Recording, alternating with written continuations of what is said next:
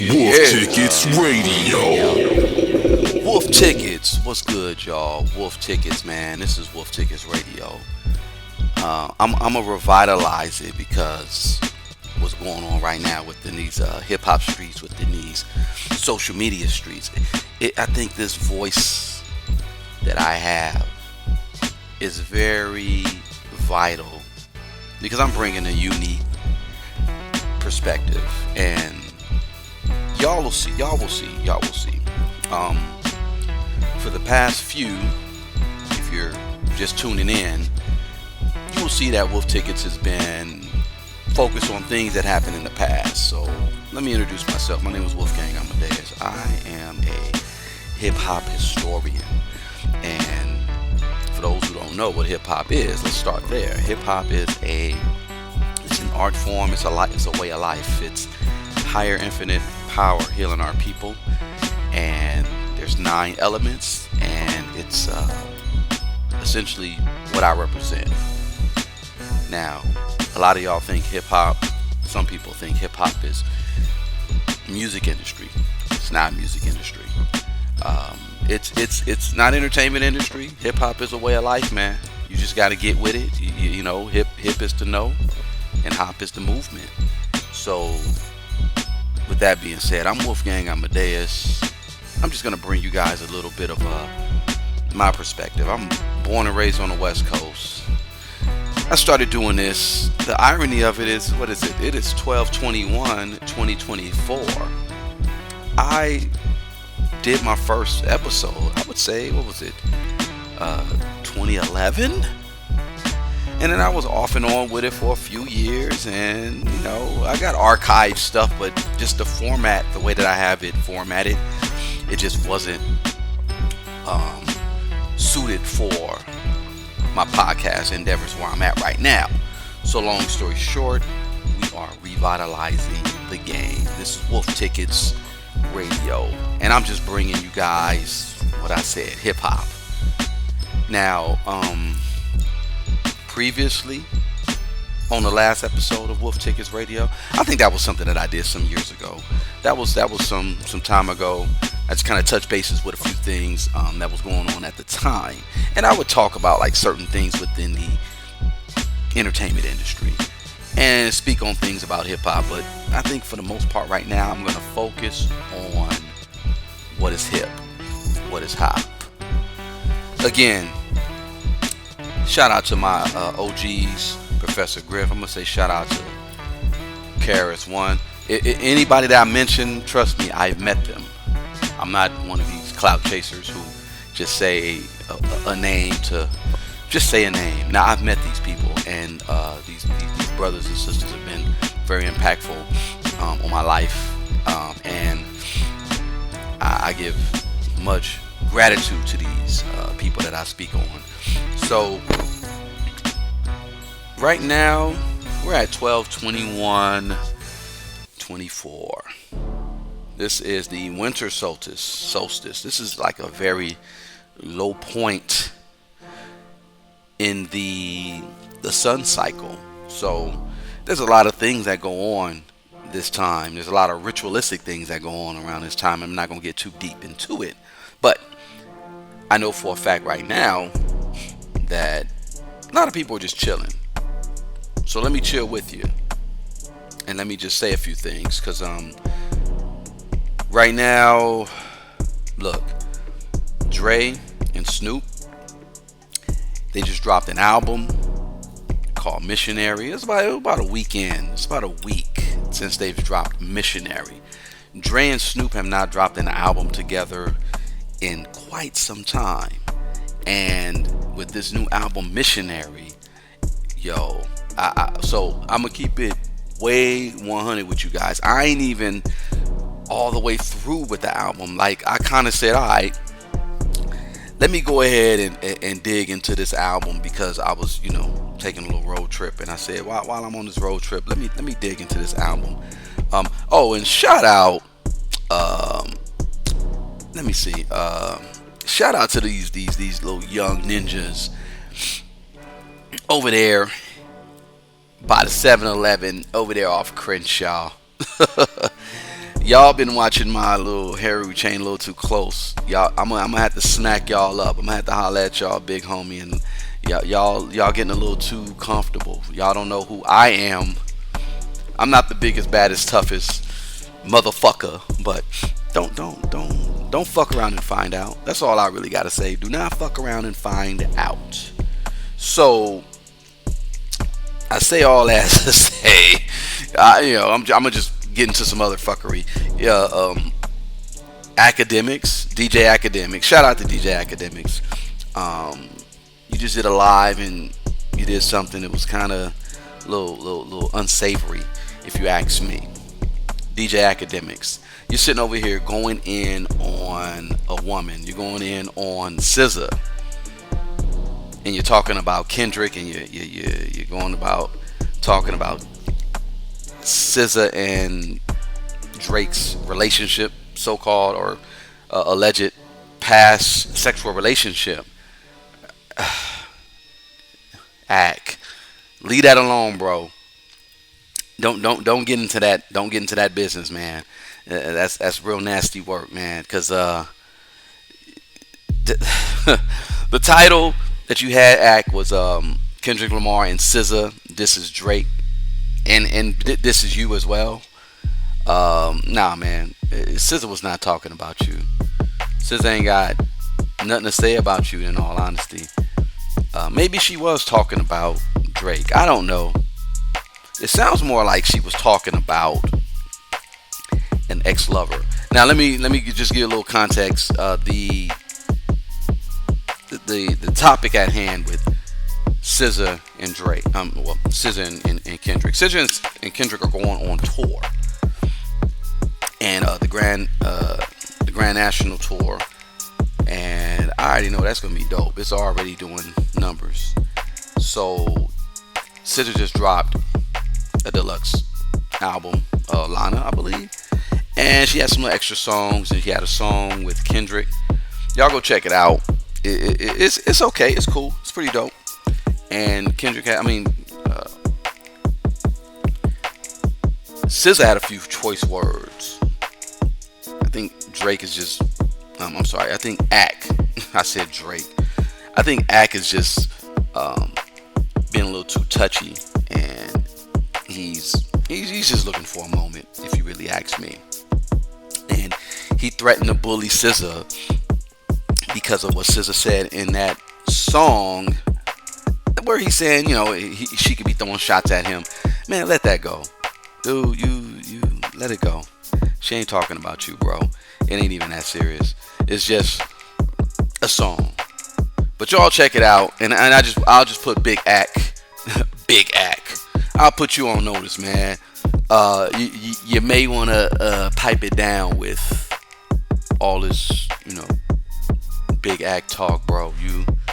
You ain't as big as you think you is. Let's see if you're big enough to get past those cases. But anyway, Missionary. Speaking of sex playing, Missionary. If y'all who don't know, Snoop had the debut album called Doggy Style back in 93. Man, 93? That's 31 years ago, man, bro. That album was classic. I still have my CD of Doggy Style. I know people like CDs, like you got VHSs. I still have my CD of Doggy Style. I love that album, and I think a lot of people said that album wasn't even complete. It wasn't even done. That was just like Suge and Dre and Snoop getting together and saying, yo, we need to just put this project out. And it don't sound like it was undone. It doesn't sound rushed. That album's a classic. Come on. Album's a classic. So now we have a new endeavor, Snoop and Dre, Missionary. How many songs are on Missionary? Let me see. We got 16 songs, 46-minute run, and let me keep it way funky with you guys. I've only gotten to maybe about 6-7 songs in, and I like it. The first song, Foreplay, sounds like Dre been cooking up with 1500 or nothing. All of it sounds like it's some live band going. I mean, I love it. Of course, the lead single, because it's the first song I heard, was Gorgeous with Janae Aiko, Snoop Dre and Janae Aiko, and I was digging that. I like it. Shout out to Janae, she killed it, and Snoop doing this thing. The song after that, that's where I got stuck. Last Chance with Mary Jane. They sampled the Tom Petty song Last Dance with Mary Jane. Actually, the song is called Last Dance with Mary Jane, and he has Jelly Roll on it. Oh, let me not play that because look, copyright strike. Let's not do that. Last Dance with Mary Jane, fire. I think that's gonna be on repeat. So this album so far, man, it's dope. I like it, and I think it's. I just hope that it does a lot. I hope it does a lot of good things. Now we got Hip Hop DX. A contributor just wrote an article about Snoop, and it's a Snoop Dogg's response to Missionary reception. Thin line between love and hate. So Snoop Dogg has something to say about the response to his new album Missionary, mainly the critics who initially voiced negative opinions. He was taken to Instagram with a video on Thursday. Snoop thanked his fans and shared his thoughts on everyone else. He said, first off, he'd like to thanks for the support for Missionary. Long time coming, love the reception, but let me say this, I've been watching podcasts and people doing reviews, a couple of them specifically, where they started off saying, I wasn't into this album. I don't like Snoop Dogg. I wasn't anticipating this. I don't care. Really, just listen. Started off hating. Get to song 3, 4, demeanor changes a bit. By the time they get to song 8 and 9, they love Snoop. Loving the production, loving the growth. By the end, they're in tears because they're emotionally behind the body of work that me and Dre put together, trying to show how to make a body of work, a project well received. I love the hate and the love. That's why I do it. We do it because we love what we do. Thank y'all. In the caption, he added thin line between love and hate, and the prayer emojis. Your kids, your mama, love me. Carry on. Shout out to Dog. It's projected to sell 36,000 units in its first week, and I'm old school. I'm throwback. I'm buying albums. In fact, the last album I brought was Schoolboy Q. I've always supported Q. Shout out to the young homie Q. I bought that Blue Lips. I actually had to go to TDE's website and get that Blue Lips album. And I'm gonna do the same thing for Dog's album, because just on the initial listen, let me just tell you, Dog, that initial listen, just them first songs up to where we get to Last Dance with Jelly Roll and them, I'm sold. I love it. I'm ready for it. I'm all in. So Missionary is my new favorite position. That's what it is. Wolfgang Amadeuz. And let me see. I'm not gonna get too deep into this. I just wanted to kind of touch bases and kind of revamp what I've been doing with Wolf Tickets. I'm already 13 minutes in. This is just a podcast intro. I did something on my YouTube, and my YouTube is Set in the West. So the Set in the West Chronicles, that's actually going to be an entire website. It's going to be an entire podcast, just something totally different. And I'm structuring that. I'm laying that out. WolfTix Radio will still continue to be WolfTix Radio. It will be hip hop. It will be what current events and what things are going on, and certain topics. It's just gonna be what it is. It's just raw me, and I'm gonna keep that way funky. Keep doing what I'm doing. So what it is though, on Set in the West, I touched up on a few things because I'm so sick and tired of this Diddy, Jay-Z debacle that's going on, this whole thing that's going on right now with Jay-Z. and Diddy. And I'm gonna do a little deeper dive when it comes to that topic that I dropped today about the juxtaposition of, it's a sci-fi book I love, and Jay-Z, P. Diddy, in the case in hip hop. If you don't know, just go back. Podcast is the podcast. So the podcast is on everywhere you can get podcasts. I'll just say it like that. Anywhere you can get podcasts, which is Apple, iHeart, Spotify. That's what a podcast is. But I will host it on YouTube. You can catch me on YouTube. I'm not going anywhere. And when you go to the YouTube, you're going to find extra stuff. You're going to find interviews. You're going to see some stuff with me and Miss Jaguar, right? I'm actually working on some stuff with her as we speak as well. And let me plug her. Shout out. She has the Jaguar Right Uncensored podcast.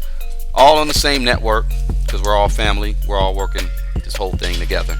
So overall, just stay tuned, because there's a lot of great things. Don't mind me, y'all. I'm over here cooking. Just like I'm cooking over here on this pod. There's a lot of great things that are coming. So just stay tuned. And just hit that subscribe button. Hit the follow button. Hit the whatever button that you got right there that says, hey, keep me up on what the topic is with this content creator, with this network, with this YouTuber, etc. So I wanted to go deeper with the subject at hand. There's a book that I had read when I was a teenager, and it's almost in the same vein, in the same line as Star Wars, or even Alien versus Predator, because that is a whole universe. Alien, Predator, the Engineers, even Dune, because now Dune is I think they're on their third movie with Dune. This book that I read by Frederick Pohl, The World at the End of Time, I'm like, that book would be a great movie, and then you just build out from there. But apparently, I don't know, life rights, I don't know, Frederick Pohl has passed away. Long story short, I don't know if that's gonna ever happen, but I said, let me take the notes that I got from that book, because I had to do a whole book report. That was one of the longest books I ever read, and I ended up saying, in today's time, you got this Jay-Z and P. Diddy situation, and I juxtaposed their situation in hip-hop, in the entertainment world, in real world, to what was going on in that book. So what was going on in that book, it basically was just a cosmic tale about human survival with the life cycle of the universe, and intertwined two narratives, one following a human colonist on a distant planet, and the other exploring the perspectives of a god entity who manipulates stars and galaxies for its own purpose. And the reason why it's perfect for what I'm saying and what I want to do with this podcast is because the narrative of resilience, power, and decay, the themes that align intriguingly with the unfolding drama surrounding Jay-Z, P. Diddy, and the broader state of hip-hop. And Jay-Z and Diddy's time, if you really look at it, it's coming to a close. They were at the top of their game. They were the king of the mountain. They were the gods, so-called gods of hip-hop. Jay-Z even called himself Jehovah, and he's Jehovah's God. So it just talks about the end of their life cycle in the entertainment industry. if you want to hear more about that, I'll just leave comments and just let me know, like, hey, I'm interested, because this gets into a little bit of sci-fi. This gets into a little bit of philosophy. This gets into, like I said, power and paranoia. The futility of power, because power is only so long. The sun, they say, is what, the sun is 4 billion, or I forget how many billion years. We got basically like 4 billion years left within this sun. The sun is only going to shine for so long. Jay-Z is only going to be on top for so long. Diddy was only going to be on top for so long. I think the whole situation with Jay-Z, though, he's looking to buy more time. You know, the companies that are not backing him anymore, the NFL is still, they're backing him, but there's companies that are not backing him. There's situations with certain, let's say the NFL. I think he wanted to become like the first NFL team owner, black owned team owner, but I'm not sure if that's happening. But we shall see. If you do want to go a deep dive into that, like I said, just leave the comments, and I kind of will let this podcast series be led by the supporters, also the attorneys and the power struggles, because there's legal battles involving P. Diddy and Jay-Z. There are strategic moves, and there's certain outcomes that are supposed to be there that the lawyers are setting up. Now, what do you say about that? Is it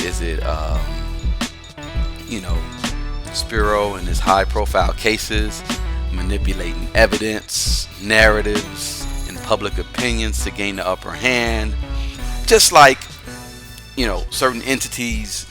And when you read the book, or if you want to read the book, you will understand what I'm saying, where certain entities, deities, decided to move certain energy this way for its benefit, so that it doesn't get struck, it doesn't get hit by any of its enemies. And that's the same thing you could say that's going on with the situation with the attorneys. Overall, again, just reintroduction. Didn't want to go too long. I just wanted to touch up on a few things and just reintroduce myself to the podcast game. Moving into 2025, WolfTix Radio, Wolfgang Amadeuz. I will be having guests on. I will be having features. I will be featuring music and talking to artists and entrepreneurs and people that are just entrenched in the culture, movie reviews, all that good stuff. It's going down here. If you just keep your ear to where I'm going with this, you'll catch on. Overall, much respect, much love, peace to all who are listening. Y'all do your thing. This is Wolfgang Amadeuz, WolfTix Radio, and I'm out.